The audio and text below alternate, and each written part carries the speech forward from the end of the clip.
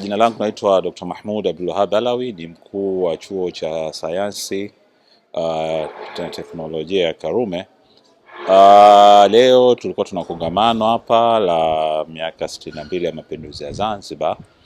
Lengo kubwa kama tunavyoelewa, tunakutana na vijana ili kuweza kuelimisha na kuwapa taarifa mbalimbali kuhusiana na historia ya mapinduzi yetu, lakini pia mwenendo mzima wa mnasaba wa taasisi yetu katika miaka hii 62 ya mapinduzi ya Zanzibar.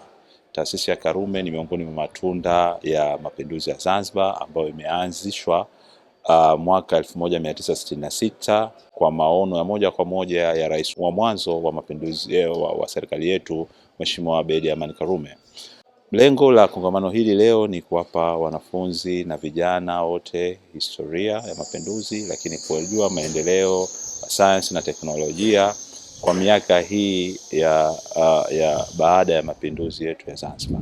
Kama tunavyoelewa, katika mwaka huu wa 2026 taasisi yetu inaweza kutimiza miaka 60 toka uanzishaji kwake. Kwa hivyo nadhani pia hili ni miongoni mwa mafanikio makubwa ya mapinduzi yetu ya Zanzibar. Asante sana. Nadhani hawa ndio ambao tunawategemea katika kuendesha mambo mengi katika nchi yetu. Kwa hivyo tunaamini wakifahamu historia hii na wakifahamu madhumuni ya mapinduzi, ndio wataweza kuyafanya katika maeneo tofauti katika maendeleo ya nchi yetu na katika nyanja mbalimbali za kiuchumi, za kisiasa, za kijamii na katika mambo mingi ambao wao kama wasomi tunawategemea kuweza kufahamu dhana nzima ya nini maendeleo yanahitajika na kwa nini kifanyike ili nchi yetu iweze kupata maendeleo.